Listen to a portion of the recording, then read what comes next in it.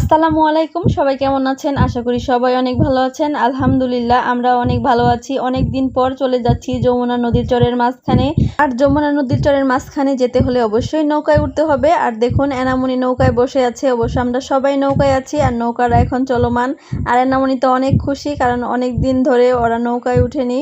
তো নৌকার স্রোত আর নৌকার পরিবেশ সবকিছু মিলিয়ে যেন খুব ভালো লাগছে। আর এই তো দেখুন আমরা চলে আসছি সেই চরের মাঝখানে। আর এখানে একটা স্কুল, এটা হাই স্কুল, প্রাইমারি স্কুল সবকিছু মিলিয়ে বিশাল বড় একটা স্কুল। এই আর স্কুলের সামনে বিশাল বড় একটা কৃষ্ণচূড়া গাছ। দেখুন গাছটা যে এত সুন্দর লাগছে, পুরাটা লালে ভরে গেছে ফুলে। তো আমি কয়েকটা ফুলের পাপড়ি নিয়ে একটু দুষ্টামি করছিলাম। আমার কাছে তো অনেক ভালো লাগছে পরিবেশটা। আর এই তো দেখুন এনা সানিহারা খেলার জন্য অনেক কিছু পেয়েছে এখানে। এনা সানিহা তো অনেক দিন পর এরকম খোলামেলা পরিবেশ আর এত সুন্দর করে খেলতে পেরে অনেক ভালো লাগছে ওদের। ভিডিওটা দেখেই বুঝতে পেরেছেন আপনারা।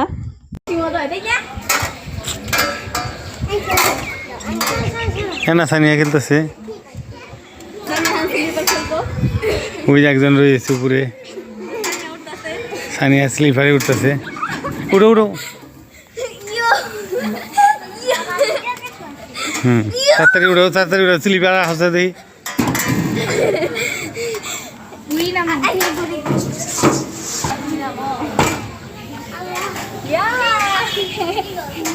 আর গাইস দেখতেই পাচ্ছেন এনা সানিহারা যে কত খুশি হয়েছে। আসলে শুধু এনা সানিহা না, আমারও মনটা অনেক ভালো লাগছে। বলুন তো এত সুন্দর পরিবেশ দেখে কার না ভালো লাগবে। এই তো গাইস দেখুন আপনাদের ভাইয়াও কিন্তু কম খুশি ছিল না, সেও অনেক খুশি ছিল। আর দেখুন ব্যায়াম করার জন্য দুইটা রিং ঝুলছিল, তো সে ভাবলো যে সেও ব্যায়াম করবে, তার জন্য রিং এর মধ্যে সেও ঝুলছিল। তাই দেখে আবার এনামনি দৌড়ে এসে সেও বলছে আব্বু আমাকেও ঝুলিয়ে দাও। আর এনামনি তো বেশিক্ষণ ঝুলতেই পারে না, সে আবার চলে গেল খেলার জন্য। আর এইদিকে আমি আসলাম ধান ক্ষেত দেখতে। দেখুন গাইস ধান ক্ষেতটা অনেক সুন্দর লাগছে, কারণ এখানে কাঁচা পাকা দুই ধরনেরই ধান ক্ষেত রয়েছে। কিছু জায়গায় ধান পেকেছে আর কিছু জায়গায় পাকেনি, সবুজ। তো দেখতে কিন্তু অনেক ভালো লাগছে। তো আমি পুরোটা ঘুরিয়ে ঘুরিয়ে আপনাদেরকে দেখাচ্ছি দেখুন। আর এই সময়টাতে কিন্তু গ্রামের পরিবেশটা অনেক ভালো লাগে। দেখুন গাইস দেখে মনে হয় চোখটা জুড়িয়ে যায়। গাইস এই সময়ে কিন্তু সেলো মেশিন দিয়ে ধান খেতে পানি দেওয়া হয় যাতে ফসল অনেক ভালো হয়।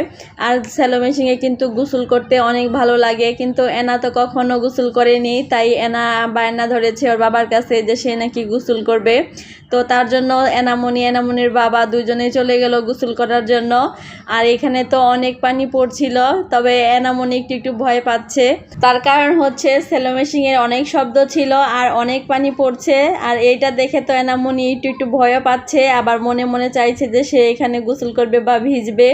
আর এইদিকে তো ওর বাবার হাতই ছাড়ছে না, কারণ হয়তো অনেক ভয় পাচ্ছে। আপনারা তো ভিডিওটা দেখে বুঝতেই পারছেন। তবে এনামনি ভিজতে পেরে তো অনেক খুশি হয়েছে। ওর বাবাকে বলছে বাবা আমাকে প্রতিদিনই এখানে নিয়ে আসবে, যতদিন গ্রামে আছি আমি ভিজতে চাই।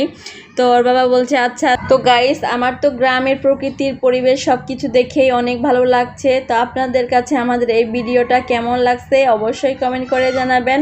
আর গাইস সবাইকে গ্রামীণ পরিবেশ দেখানোর জন্য ভিডিওটি বেশি বেশি করে শেয়ার করে দিবেন। সবাই ভালো থাকবেন, সুস্থ থাকবেন। আল্লাহ হাফেজ।